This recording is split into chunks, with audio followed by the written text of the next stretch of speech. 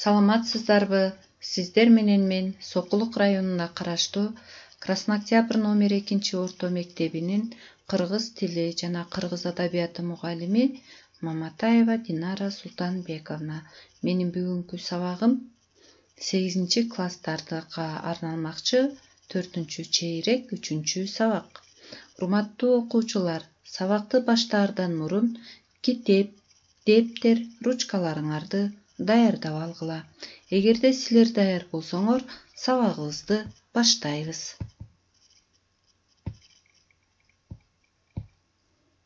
Саламатсыңарбы? Менин акылдуу окуучуларым, маанайыңар кандай? Кайрадан силерге сабак өтүп жатканыма абдан кубанычтамын. Менин сабагыма кош келипсиңер. Азыр балдар, мен силерге кыскача адеп ахлак жөнүндө айткым келип отурат. Адеп ахлак адамдын ички сулуулугу. Адеп ахлак жаман ойдон сактайт, жүрөктү тазалайт. Адеп ахлак болмоюн чыныгы ийгиликке жетүү мүмкүн эмес. Ошондуктан балдар, адептүү, ыймандуу балдардан болгула. Сабагыбызды баштайбыз. Бүгүнкү бизден өтө турган сабагыбыздын темасы бир өңчөй мүчөлөрдө коюлуучу тыныш белгилер. Сабагыбыздын максаттары: кыргыз тилиндеги бир өңчөй мүчөлөргө тыныш белгилер кандай эрежелерге байланыштуу коюлаары тууралуу маалымат аласыңар. Экинчиден, көнүгүүлөрдү аткарууда бир өңчөй мүчөлөрдүн тыныш белгилеринин коюлуш себептерин өздөштүрөсүңөр. Үчүнчүдөн, адеп ахлак болмоюнча чыныгы ийгиликке жетүү мүмкүн эмес экендигине ынанасыңар.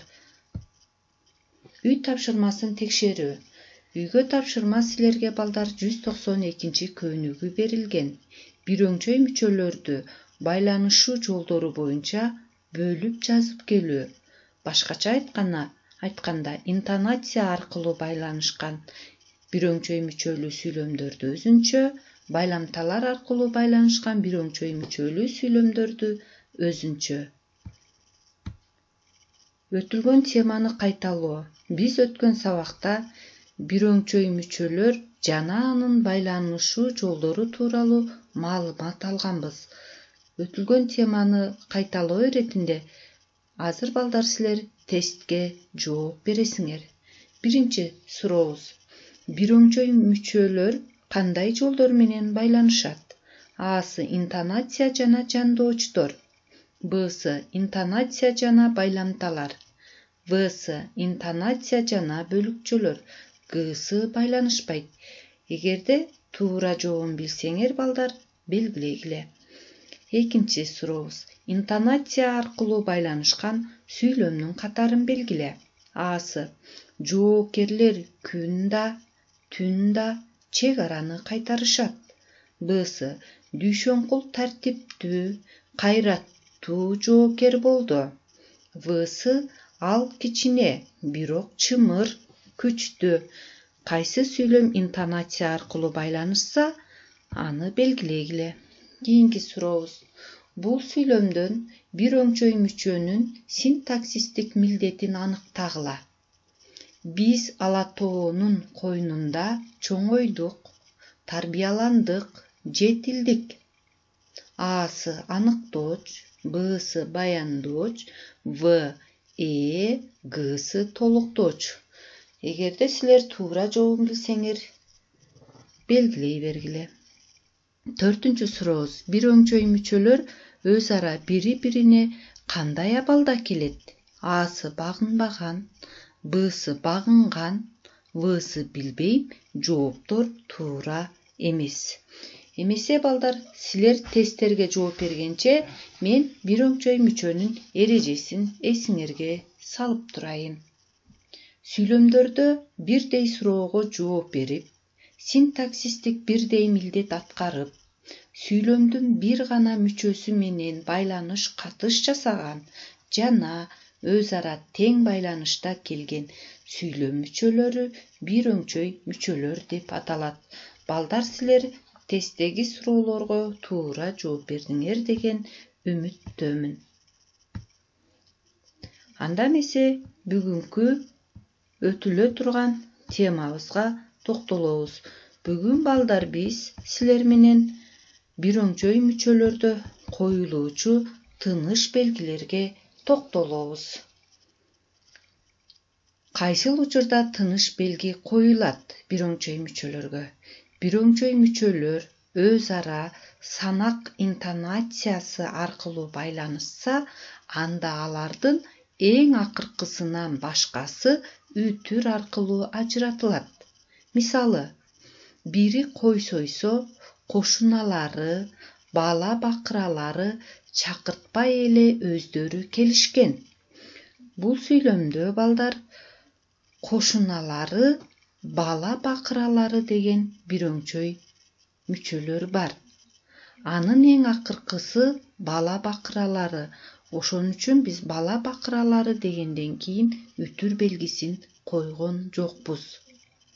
Ал эми үтүр кошуналары деген бир өңчөй сөздөн кийин келди.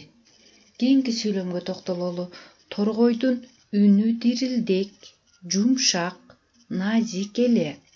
Бул сүйлөмдө бир өңчөй мүчөлөр балдар дирилдек, жумшак, назик. Бир өңчөй мүчөлөрдүн эң акыркысы назик эле деген сөз. Демек биз эң акыркысынан башкасын үтүр менен ажыраттык.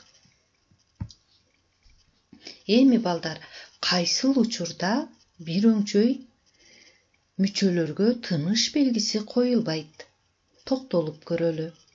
Эгерде бир өңчөй мүчөлөрдүн арасын жана, менен деген байланыштыргыч байламталар байланыштырса, анда алардын арасына эч кандай тыныш белги коюлбайт экен.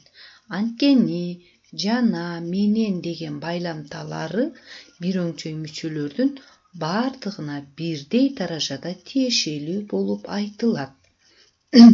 Мисалы, адабият элдин сезими, анын рухий турмушунун гүлү жана күзгүсү.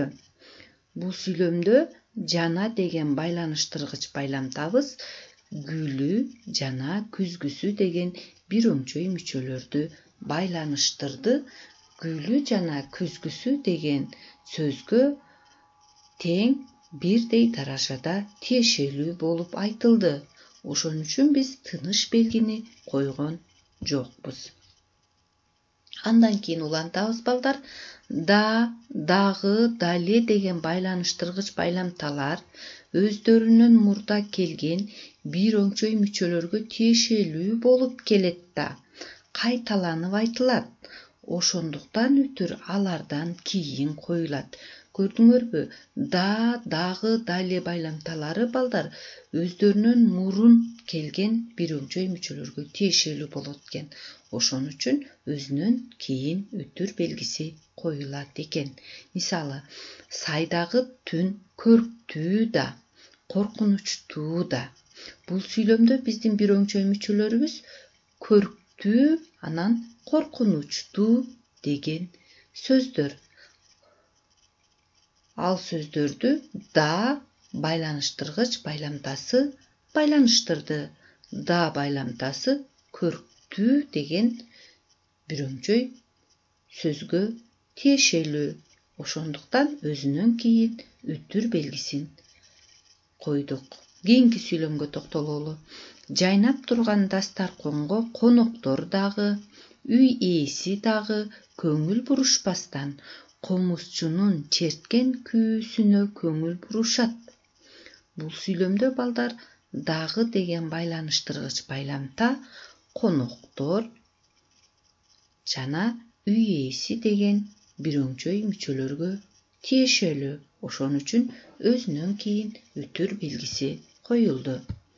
Андан ары же болбосо бирде, ары деген байламталар өздөрүнүн кийинки бирөңчөй мүчөлөргө тиешелүү болуп келет. Ошондуктан үтүр алардан мурда коюлат. Мисалы, мага бул жерде эң сонун, ары жылуу, ары нымдуу.